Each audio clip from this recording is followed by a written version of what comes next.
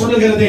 பிரியமானவர்களே, நோவாவையும் அவன் குடும்பத்தையும் ஆண்டவர் பாதுகாத்தது எப்படி? எதனால் அவர்களை பாதுகாத்தார்? எதனால் பேழையில் அவர்களை வைத்தார்? அந்த சந்ததியின் அந்த காலத்தில் வாழ்ந்தவர்களுக்குள்ளே நோவா நீதிமானாய் இருந்தான், பரிசுத்தவனாய் இருந்தான், உண்மை உள்ளவனாய் இருந்தான், தேவனுடைய சொல்லுக்கு கீழ்ப்படிந்தான். அதனால ஒரு நீதிமானை காப்பாற்றுவது தேவனுக்கு பிரியமா இருந்ததுனால அவனை காப்பாற்றி அவனையும் அவன் வீட்டார் அனைவரையும் பேழைக்குள்ளே பத்திரப்படுத்தி 40 நாட்கள் மழையை அனுப்பி தேசத்தின் ஜனங்களை ஆண்டவர் அழித்தார் என்று வேதம் சொல்லுகிறது.